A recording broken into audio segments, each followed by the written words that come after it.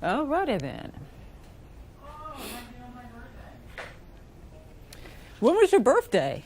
Today's your birthday? It's my son's birthday too, so he kind of stole it from me. Yes. Was that planned? I don't think so. For the first child, no. Tony's 14 now. He's a man. He's a bruh. It's the same system. Really? We want him to come in the year before so we get that tax break, right? Like Christmas, but.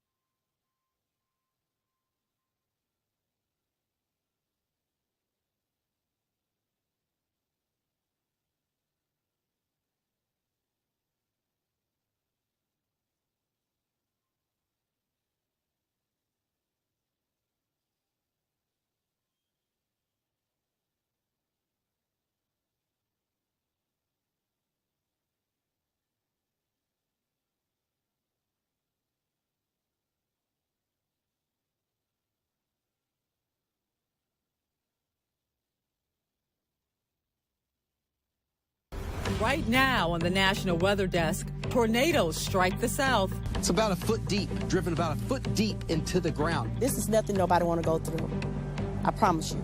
But I feel good because my husband and I are alive. While the West braces for another atmospheric river of rain and snow. Power outages are a high possibility. We'll also have a visual explanation of how those storms come together. Some atmospheric rivers can hold enough moisture that they can actually equal the Mississippi River. In the east, warm weather impacts Vermont's maple syrup production. This early season sap is going to be a lesser of sugar content. And how a kayaker rescued a bald eagle in need. From our nation's capital, this is the National Weather Desk. And good morning and welcome to the National Weather Desk. I'm Angela Brown. Tornado watches are posted in the south this morning as a line of severe weather moves east. The same system produced several confirmed and likely tornadoes in Alabama and Arkansas. We have team coverage this morning, starting with meteorologist Todd Yacobian and dramatic video from a high school in Jessieville, Arkansas. The Jessieville School District gave us this video of the tornado going across the 50-yard line yesterday at around 2:40 in the afternoon. That's the tornado. Look at the light pole snapped in half. 3 of the 4 light poles were snapped and are on the ground. Only 1 made it. Let me show you some of the damage too here on the field, the football field. These are 2 ceiling fans. What's left of 2 ceiling fans from a home, again, that was about 300 yards away, a white one and a brown one. The winds of this tornado were so strong and the ground was especially soft. So look at the wood wedged into the ground. Let me show you how deep this is. This is one of the pieces of wood from the lady's house. And we'll see how deep it is. It's about a foot deep, driven about a foot deep into the ground. So yes, it was an EF1 tornado, max winds of 102 miles per hour. But you see what the damage it can cause. Right now, I can tell you no reports of any serious injuries, 2 very minor injuries, and the cleanup continues. And now let's go to Alabama, where 2 rounds of storms slammed parts of the state. A house was destroyed in the first round. The couple who was inside while the storm tattered their home is thankful for their lives. Valerie Bell has more from Marion and Perry County. This is nothing nobody want to go through. I promise you. But I feel good because my husband and I are alive. That's the message Sylvia Hester and her husband Nathaniel have after Tuesday afternoon storms destroyed their home. First the tree fell. When the tree fell, then the house started moving. And then when it turned and dropped us back down, it was like, like you pick up a person and just drop them back down, and then the water started coming in everywhere. What do you think when you look around at all of this? We are blessed. And I mean, we are actually blessed because my husband and I, we couldn't get out of the house. So my son that came in prior to the front door and got us out. So, we weren't hurt or anything, but shook up, yeah. I'm not going to lie, we shook up, but we're not hurt. Sheet metal hangs from limbs. You can see uprooted trees, down power lines, and pieces of debris scattered all around. But you can also see how many people came here to offer a hand. What does it mean to you to have all your family come out here? Wonderful, wonderful. Families don't stick together anymore. And when you got a family that cuddles together, it means a lot. It means a whole lot. A blessing there. There were also tornadoes in the Midwest. Multiple tornadoes caused damage across central Illinois, damaging a bowling alley and taking down power lines. And just north of Decatur, a grain bin was blown onto Highway 51. Fortunately, there are no reports of injuries, and residents are still evaluating the damage there. For a look at today's threat in the South, along with all the rain heading to California once again, let's turn to meteorologist Brian Vandergraff. And happy birthday to you. Oh, thank you so much. Yeah, we're watching down to the south. So that active weather you showed from yesterday from Alabama, Mississippi, and parts of eastern Louisiana now moves eastward, panhandle of Florida, portions of Georgia into South Carolina as well. Those are the risks today for some more strong storms, isolated tornado threat, but nonetheless, the threat still exists. And then, we take ourselves off to the west coast where we have this giant atmospheric river of moisture that'll be streaming in. This system, this classic comma shape moving eastward, is going to pummel the west coast. We're talking about winds 30 to 50 miles per hour. 3 to 7, maybe 10 inches of rain that'll lead to mudslides. We could see roads issues with flooding. We could see lots of damage along the coast. I mean, this has the power almost equal to a hurricane. We'll describe how it gets formed coming up in just a bit, but the west coast is going to be slammed over the next couple of days. And all that rain is going to fall on the ground that is already saturated from heavy rain over the past few weeks. In Butte County, north of Sacramento, officials are being proactive here and gearing up for the storm. They are inspecting low-lying areas that could flood and making sure all of those drains are clear. Firefighters and deputies are working with PG&E. We've got high winds predicted as well that could knock trees down, so power outages are a high possibility. So, making sure that you've got things prepared for, to be without power. You've got, wood stacked up, or maybe you find another place to stay for a little bit if you're in an area that's, maybe hard to access. And county officials are also urging people to have a bag of essentials and supplies in their car just in case people get caught out in that storm. One piece of good news from all of that precipitation is that the Sierra snowpack is 177% above average. That's the best start in 40 years and is great news for California's drought. The state gets about 30% of its water from the snowpack. California's Department of Water Resources says it's still critical for people to conserve water there. And now moving to Middle Georgia, rocked by an earthquake. It's not uncommon for Georgia to have earthquakes, but they are typically small and tend to sound like rumbles of thunder, and usually folks don't even feel it. But this time, a woman living in the area says her whole house shook briefly. Just a few seconds. I just went outside to check on my dogs. I really didn't know what it was. And then afterwards, I'm like, that had to have just been a little earthquake. I mean, the whole house just kind of vibrated real quick. Utah is another place where small earthquakes are not unusual. There's been a series of small quakes north of Salt Lake City. They started a few days ago, but it seems like the shaking just won't stop. The largest, a 3.1 magnitude earthquake that happened Tuesday afternoon. Lincoln Graves is in Logan with all of the details. There's no other explanation. A first glance at Sandra Rick's front door, and you might think this window is decorative. Instead, Sandra believes this is earthquake damage. Sunday, we noticed this, and so we're pretty sure, because this wasn't like this previous, that this happened with that first earthquake Sunday morning.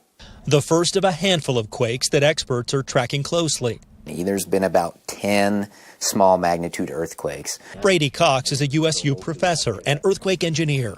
He says quakes this small generally don't cause damage, but it's not unheard of. It's definitely possible that if you're really close to the epicenter of even a small earthquake, that there can be very localized damage. Sandra does live close in the Benson area where the epicenters are. There's been other damage too, like cracks reported in ceilings. Brady says people generally shouldn't be worried about small quakes, but they should be aware of Utah's major quake potential.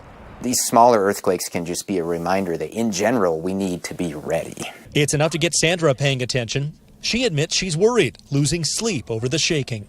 I couldn't sleep. They just made me so nervous. So I just came downstairs and read. And I'm learning to crochet. So I just crocheted through probably 3 of them.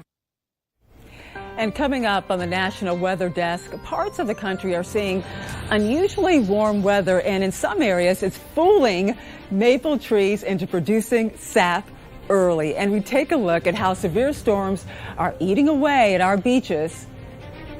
And as we go to break, a look at the ice-covered trees and more left behind by freezing fog in Minnesota.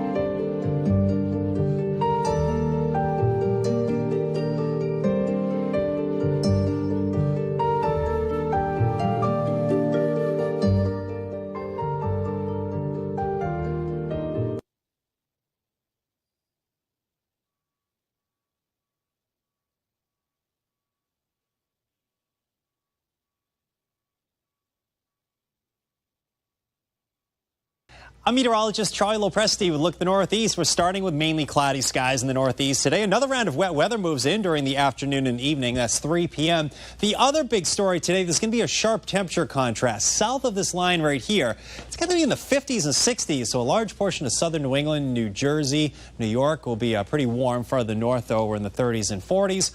We'll have more wet weather as we go into the overnight. Farther north, up into ski country, there'll be a wintry mix into early Thursday.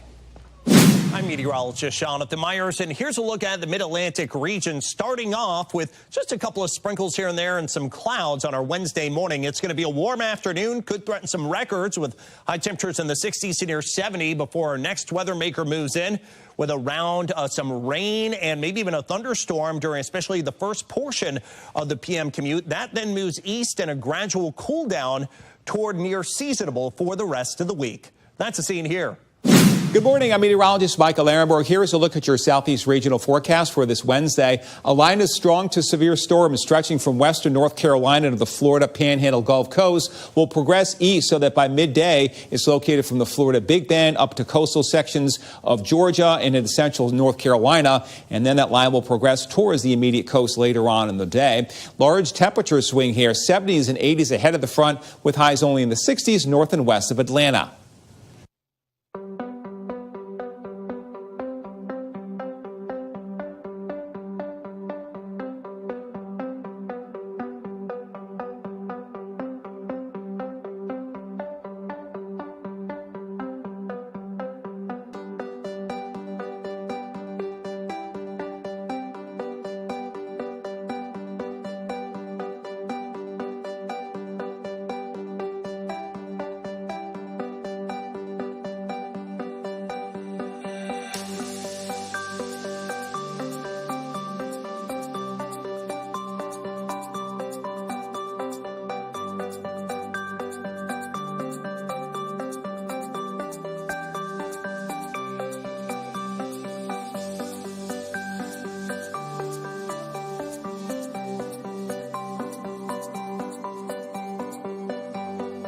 You are watching the National Weather Desk. And welcome back, everyone. The last few weeks, we've seen a lot of drastic weather changes and intense weather systems, leading some to point the finger at the atmospheric river. So what is it? Meteorologist Marshall McPeak explains from Columbus, Ohio. Hi, I'm meteorologist Marshall McPeak. You may have heard about a series of atmospheric rivers that are coming ashore on the West Coast and causing all kinds of trouble out there. We are likely to see some of that moisture make it all the way to Ohio and beyond. So this is all associated with a lot of moisture that comes from the Pacific. Now, there's warm air out there over the Pacific, relatively speaking, and that can hold more moisture than cold air. So as that comes ashore, some atmospheric rivers can hold enough moisture that they can actually equal the Mississippi River. So it's called a river for a reason. All of that is water vapor, but it's a lot of it. And an atmospheric river can actually end up delivering 30 to 50% of all of the rain that happens on the West Coast, all in one atmospheric event. So what does it do? It comes ashore with all that moisture, and before it can get to the mountains, some of that rain falls out here near the shore. And so that ends up creating some flooding rains for the coast. And then as it climbs up into the mountains, some of that drops as snow. Now, that's some good news, actually, because that snowpack is what can help feed some of the rivers and streams once it starts to melt off again in the spring. It's less likely to lead to any kind of catastrophes with landslides because it's snow up in the mountains, but it is a lot of rain. They are qualified by category, much like hurricanes, only this is 1 through 5, and it's based on how much rain that it's likely to leave behind. The storms coming ashore, the atmospheric river coming ashore in California this time is likely to be a category 3 or even category 4, meaning anywhere between 5 and 15 inches worth of rain can come from this, and some of that is coming across the country and will affect other parts of the U.S. So as we talk about atmospheric rivers over the next few weeks, especially for what's happening on the West Coast, it's a lot of rain and a lot of moisture coming ashore. On the eastern side of the U.S., temperatures are climbing in recent weeks, bringing, some interesting results. As Kevin Glass reports in Vermont, this is causing some maple trees to begin producing sap early. It's day one of boiling at Brandon Family Maple Orchards. It's a perfect time that we got to get out there, check our leaks, turn our pumps on. A warm-up to end 2022 meant boiling to start 2023. The Brandon family has already collected roughly 100,000 gallons of sap.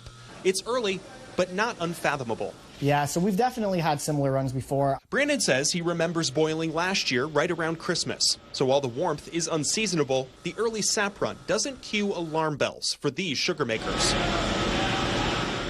Despite the sap already running, the Brandons tell me they only have about 40,000 taps in the trees. They still have about 50,000 taps to go. We've learned that it's okay, and it's all about quality control. Brandon says vacuum technology, modern taps, and better hole drilling allows cleaner, more sealed off holes, less leaking, and less bacteria finding its way into taps. As long as the lines and holes are sealed off, according to Brandon, these early runs don't impact the crop come spring. The difference with this sap... This early season sap is going to be a lesser of sugar content, so it's going to take more time boiling it. When this sap boils down and we drop back into more seasonable temperatures, what does that mean for the trees? This will make a big difference as far as the tree's health. Experts at the Proctor Maple Research Center say the trees are just responding to their warmer environment. The biggest threat now is sustained higher temperatures, which could encourage bacteria growth in the tap holes.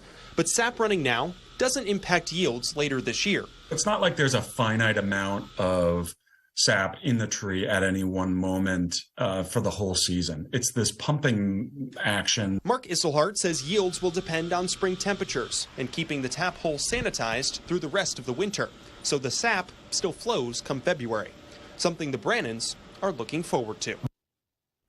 Rhode Island is also seeing some warming weather this week. That's on top of already getting storms with strong winds, heavy rain, snow, and extreme cold. And this is all together having a serious impact. Meteorologist Christina Ernie is sharing the impact with us on TikTok from Providence, Rhode Island. Winters in Rhode Island. Believe it or not, this is what it is. Granted, we are in a mild stretch for the first week of 2023, but you can still get out for beach walks, and surfers never stop hanging 10. But where's the beach going? Beach erosion from nor'easters pushing waves further onshore is happening more frequently, like here in Narragansett. The infamous Christmas storm caused storm surge at peak high tide more than 1 to 2 feet over flood stage, which broke beach fences and ate away at precious dunes. So do you remember this? Standing water throughout the town of Narragansett shutting down the roadways for hours? So the water that you see here made it all the way over the dunes into the parking lot and even into the street, flooding it a number of feet. Now at astronomically high tide, the water is getting dangerously close to homes, hotels, and businesses. Coastal erosion in the U.S. totals $500 million annually. The East Coast susceptible to hurricanes traveling up the North Atlantic current, eating away at our perfect beaches. Well, our 200 meteorologists across the country post tons of content like this on their social media accounts. If you'd like to see their content that they post, just search the National Weather Desk on your favorite social media account. We post all of their latest content. Well, we talk a lot about how the weather impacts humans, but animals are also feeling it as well. And that's what happened recently to a bald eagle near Chicago, Illinois. Liz Nagy has that story. Jim Tabinski is a veteran volunteer bird rescuer. He's worked with Chicago bird collision monitors for years, but the call he got Sunday was a new one. I've rescued hundreds and hundreds of birds, but never a bald eagle. And this rescue was risky. The bird with their talons and beak could really do some damage. And obviously when a person gets close, they're going to be terrified. Bird watchers reached out to the rescue group after spotting this bald eagle floating on a single piece of ice in Waukegan Harbor. The bird looked really miserable. I mean, it was wet, bedraggled, and when I got there, it didn't move at all. From the time I saw it till the time they got it in the net, I didn't even see it blink its eyes. Tabinski, a longtime kayak racer, used a technique he's learned from whitewater rafting to push the ice and the eagle to shore. I got my bow up on the ice a little bit, and then just very slowly, hoping not to dislodge the bird, paddled it all the way. It was on the opposite side of the harbor from where the people were, so I had to paddle it all the way across. That's where the other volunteers stepped in. They went and got some nets with very long handles and managed to scoop the bird up. The eagle was taken to Willowbrook Wildlife Center in Glen Ellen, where it's now being nursed back to health. He's eating, sitting up, looking 100% better. Good story there. And now let's take to the skies over Big Cottonwood Canyon in Salt Lake City, Utah.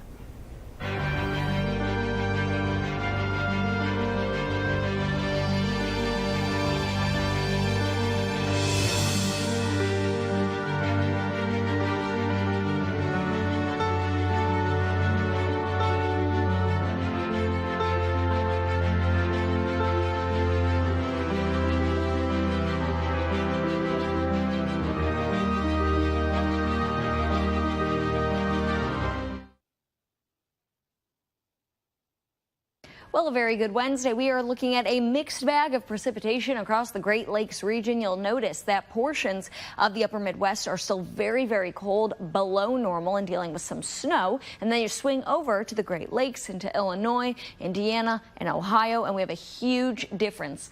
We're sitting in the 30s in Milwaukee, 60s in Columbus, Ohio.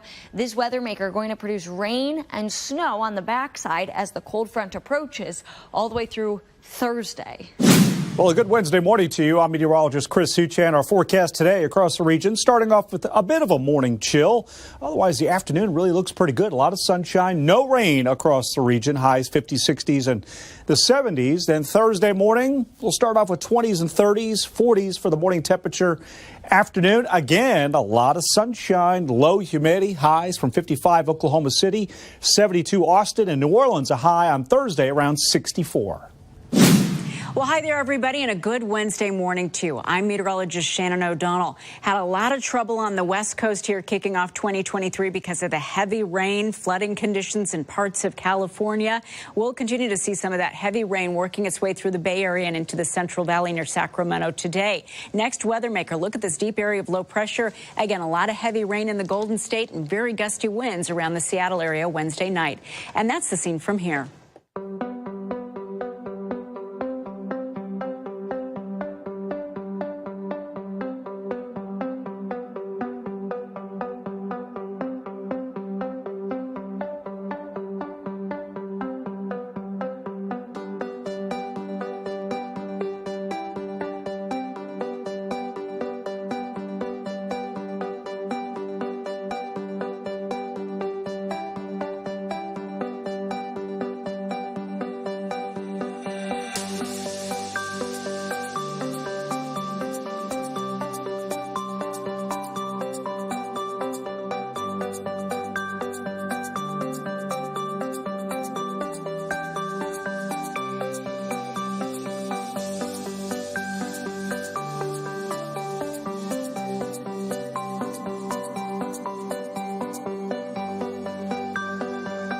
Weather Window, presented by the National Weather Desk. Talk about a challenging drive. This isn't one you want to do every day. It was part of meteorologist Chase Thomason's path home from skiing at Sundance in Utah. The mountain resort reported over 4 feet of snow over the weekend. And yes, Chase made it home safe. And less snow in the Franklin Mountains of Texas, but enough wet flakes to coat everything and create beautiful vistas Tuesday morning. For more content like this, follow the National Weather Desk on Twitter. And it's time to take a look at some of the content we see from across the country on our Chime In platform. We're starting off right here in Washington, D.C., and this sunrise taken along the Tidal Basin on New Year's Day. It looks like the Thomas Jefferson Memorial is actually floating on the fog. Here's more fog, this time in Michigan. The snapshot taken along a footpath at West Lake Preserve, which is around 30-minute drive from Ann Arbor.